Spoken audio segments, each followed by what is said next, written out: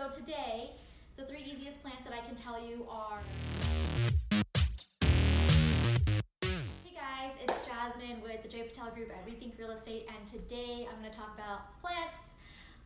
You guys have probably seen all my posts lately about them, and so naturally I'm getting lots of questions about which plants people should be buying, how to take care of them, what products I'm using. So I just wanted to start like a new video series of something that I like to do, which is obviously taking care of plants. And so today I'll cover the 3 easiest plants that I've had so far. And I intend to buy more plants, but at the same time I want to make sure that whatever I do have, I'm taking care of it.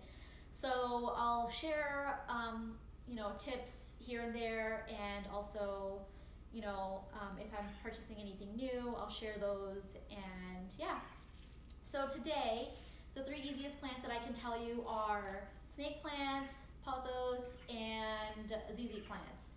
So snake plants, I have 3 of them. I started with this one, which is a cylindrical snake. I started with this last year, maybe even 2 years ago.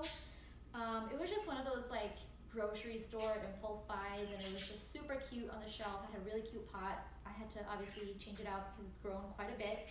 So if you look, it was actually one of those that's tied together, and this is where I removed the tie. And all of these are its little offspring. So if you guys know my dad, he cannot sit still at all. And when he came to visit a couple months ago in June, he's like, what do I do? Like, give me something to do. I want to go here. I want to go do this. I want to do this. So I'm like, here's my plant. Repot it for me, because anything I learned about indoor gardening, I pretty much learned from my dad. And even just like, he didn't really have a lot of plants, or we didn't have a lot of plants, but yeah, just like the enthusiasm of it, I kind of got from him. And this is another snake plant that I have. I got this one. This is my most recent one. I bought this and I put it on my nightstand. The reason why I love snake plants so much is because they give off a ton of oxygen at night. So especially on my nightstand when I'm sleeping, I just feel like it feels good, even if I can't actually feel the higher oxygen content. Maybe it's a mental thing. And then I have this really tall one right here. It's been growing a lot, actually. I bought it when it was like down here, so it's grown quite a bit. Yeah, so I love them. Really easy to take care of. The other one I mentioned was the golden pothos, which if you're Indian, you know it as the money plant.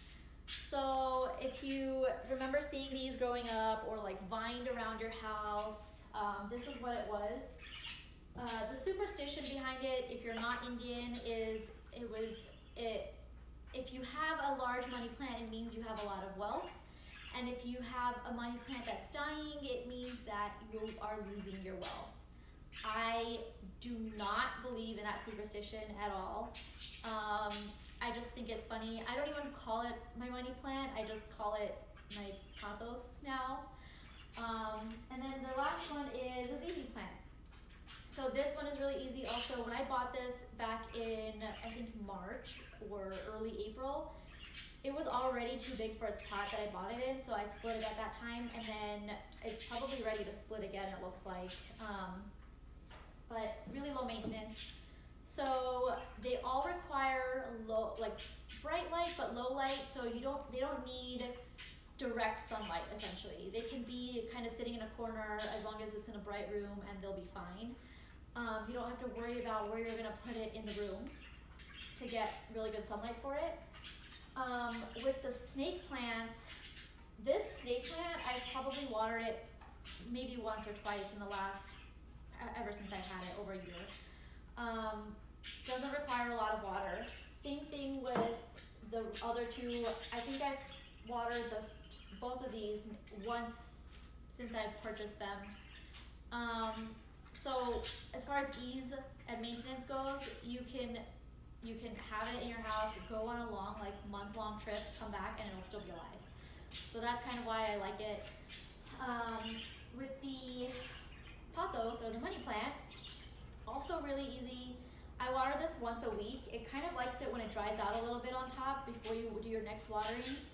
And the last one is a ZZ, and this one is the same as a snake plant. I think I've watered it twice, and the way I water the ZZ plant is I just put ice cubes in there, and yeah, it just kind of grows on its own. It can be low light. I know people who have it in rooms that don't even have windows, and it just grows. So those are my top three: the snake, the pothos, and the ZZ plant. As far as other tips goes, I'm going to kind of be putting these out a little more, so you'll know more about how to control gnats, what to do about fertilizers, and then some of the more complicated plants that even I'm having issues with and what I've kind of done to overcome them. So stay tuned. If you're on Instagram TV or YouTube, make sure you subscribe. And I will talk to you guys next time. Have a good rest of your day.